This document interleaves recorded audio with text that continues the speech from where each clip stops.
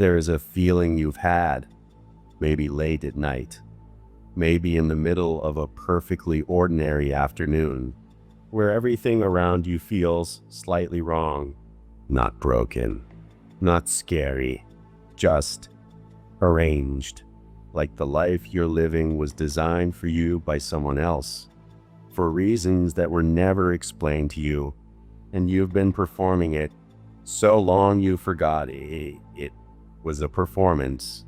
You look at your calendar, your inbox, your ambitions, and somewhere underneath the doing of it all, there is a quiet voice asking, "Is this actually mine?" You've probably dismissed that voice, called it anxiety, called it ingratitude, told it to wait until the weekend. But here's what nobody talks about. That voice is not a malfunction. That voice is the most lucid thing about you. It has been trying to tell you something that philosophers worked out centuries ago, that a rogue French theorist encoded in a book in 1981, and that two filmmakers smuggled into a Hollywood blockbuster in 1999, and almost nobody caught it, including you. What you felt in that quiet moment, that faint, unsettling suspicion that the world as presented to you is not the world as it actually is. That is the beginning of the only question that has ever mattered. Tonight, we follow your question all the way down. But what if I told you that The Matrix is not a film about machines and rebels and a chosen one in a leather coat? What if I told you it is a densely coded philosophical text, one that carries the actual books, the actual arguments, the actual liberation methodology of 4 distinct wisdom traditions, and that the Wachowskis hid all of it in plain sight, betting that almost everyone would watch the action and miss the lecture? Because that is exactly what happened. The red pill moment that the entire culture absorbed as a metaphor for waking up. The Wachowskis encoded a far more dangerous idea inside it, an idea so radical that the philosopher of the film is most indebted to looked at it and said they got it exactly backwards. And here is the twist. He was right, and the Wachowskis knew it, and Neo's final act is the correction. That is what this film is actually about. Let's begin where the signal is hidden in the open. The book in the scene nobody noticed. The Matrix opens on Neo's apartment. He sells illegal software, and the movie stashes that software inside a hollowed-out book. The book is not chosen at random. The title is unmistakable: Simulacra and Simulation by Jean Baudrillard, a dense, difficult, genuinely radical work of French philosophy published in 1981. Most viewers read that as texture, set decoration, a nerd detail. It is not. It is a citation. The Wachowskis are not decorating Neo's apartment. They are telling you, specifically you, watching, the intellectual source code of everything that follows before a single line of dialogue has been spoken.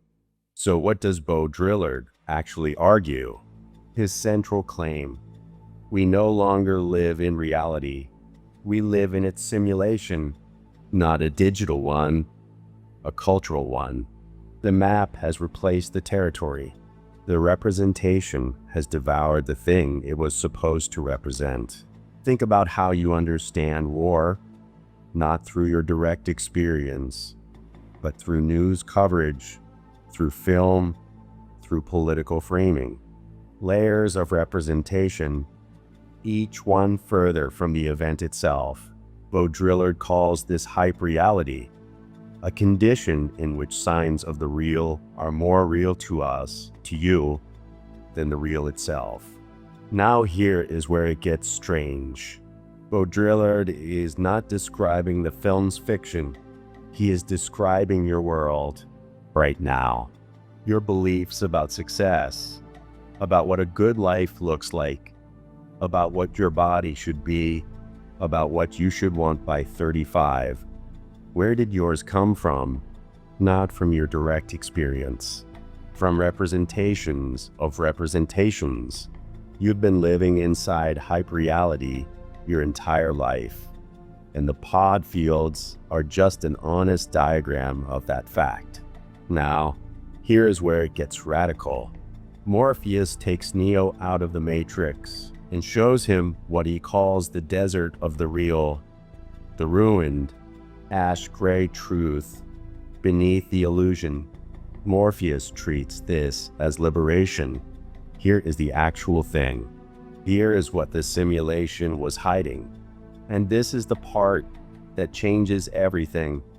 Baudrillard looked at this scene and said no. He said the film commits the very error it claims to diagnose.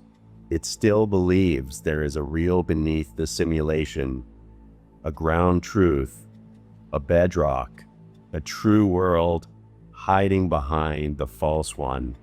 But in Baudrillard's framework, there is no desert of the real. There is only simulation all the way down. The truth Morpheus reveals to Neo and to you is just another layer of the map. The Wachowskis, Baudrillard argued, had made a film about escaping simulation that was itself trapped in the logic of simulation, a profound and beautiful failure. Hold that charge. We will return to it. Keep your question open. Before we go any further, we need to go much further back, because the Wachowskis did not only read Baudrillard. They read Plato. They read the Gnostic Gospels, and they understood that the question the Matrix is asking is not a modern question. It is the oldest question philosophy has. The architect is not God. He's the problem Plato's allegory of the cave describes: prisoners chained inside a cave since birth, facing a wall. Behind them burns a fire. Objects are moved between the fire and the prisoners, casting shadows on the wall. The prisoners have never seen the objects, only the shadows, and so they name the shadows, study them, build entire systems of knowledge around them, and call that knowledge reality. The pod fields are the cave. The humans asleep inside them, fed a simulation of 1999, are Plato's prisoners, not being punished, simply never having been shown anything other than the wall. The blue pill humans Morpheus describes, the ones who would fight to defend the Matrix, are the prisoners who, when one of their own is freed and returns to tell them about the sun, kill him. Plato predicted that 24 centuries ago, but the Gnostic tradition takes it somewhere Plato does not. And this is the part that will reframe what you think you know about the film. Gnosticism proposes something extraordinary. The world was not created by a good God. It was created by a false one, a being of considerable power but limited wisdom, the Demiurge, who constructed a material reality and then convinced its inhabitants, convinced you this prison was the cosmos. The Demiurge is not evil. He is simply wrong. He mistakes himself for the ultimate. You've met him. Sound familiar? The architect of the Matrix is a precise Gnostic Demiurge, a system optimizer who cannot comprehend anything outside his optimization, a false creator who believes his creation is sufficient. He is the problem wearing the face of the solution, and you have encountered your own versions of him, not in machine form, but in every institution, every ideology that has told you this is simply how things are. while quietly ensuring your questions never get all the way to the bottom. There is no spoon and no desert either. Now we arrive at the Buddhist thread, and with it, the resolution of the contradiction Baudrillard named. A child in the oracle's waiting room bends a spoon. The child turns to Neo and says, "Do not try to bend the spoon. That's impossible. Instead, only try to realize the truth. There is no spoon. Then you'll see that it is not the spoon that bends. It is only yourself." Sit with that. Really sit with it. That is not a clever line for your entertainment. That is a direct transmission of Buddhist and Hindu non-dualist philosophy, the doctrine of Maya, the understanding that the material world, as we experience, it is not a fixed external reality, but a construction of consciousness. Neo's liberation in the film is not physical escape. He gets back into the Matrix repeatedly. His liberation is a shift in how he relates to reality. He stops treating the simulation's rules as facts and starts treating them as patterns. Your patterns can be rewritten from within once you know, truly know, that they are patterns. That shift is available to you right now. This is the Buddhist move. This is the Platonic move of the freed prisoner, returning to the cave, now seeing it clearly. And this is the answer to Baudrillard. Let's be honest. Baudrillard was right that Morpheus's desert of the real is a flawed resolution. If you simply swap one simulation for another and call the second one truth, you have not escaped the logic of simulation. You've just changed your allegiance to a different map, and you've done this. We all have. But Neo does not stop at the desert of the real. In the final act, he stops bullets. He flies. He does not operate by the rules of the Matrix, but he also does not operate by the rules of Zion. He refuses the binary. He acts from a third position that neither reality system can contain. That is the Gnostic escape from the Demiurge's world, not through a physical door, but through a transformation of consciousness that makes the Demiurge's rules simply inapplicable. That is the Buddhist dissolution of the self that was generating the suffering, and that is precisely what Baudrillard's own framework demands, but cannot find in the film's surface narrative. The Wachowskis buried the correction to his critique inside the ending. The film's flaw is the teaching. You were supposed to notice it. You were supposed to ask the question. So, how do you actually use this? Because this is not just a sophisticated piece of cinema analysis. You sensed this long before you had words for it.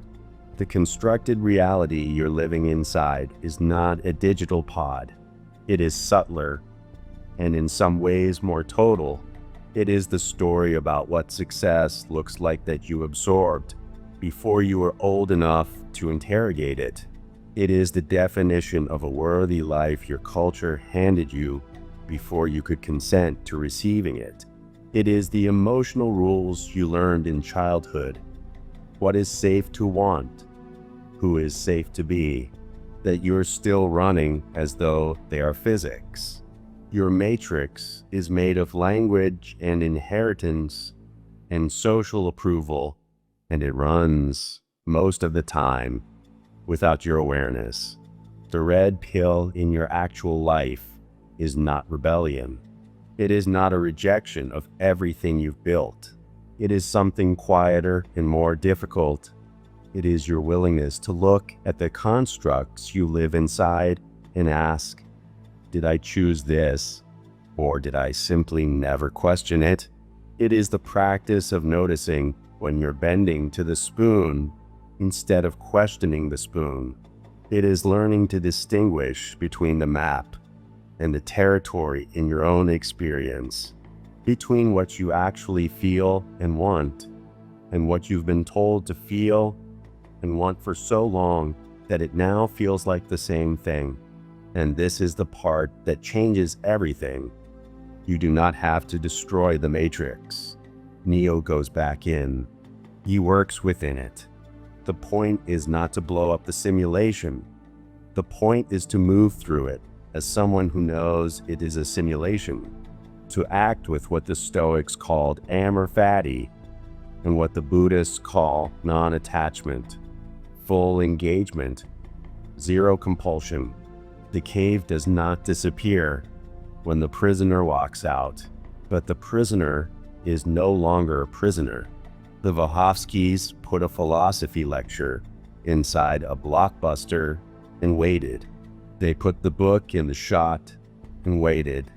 They encoded Baudrillard's critique and its resolution across 24 centuries of wisdom and waited for someone like you. And somewhere, in a quiet moment that felt slightly wrong, that voice in you started listening. You sensed it before you had words for it. Now you have some. The question is not whether your matrix is real. The question is whether you're willing to see it. What you do with that is yours.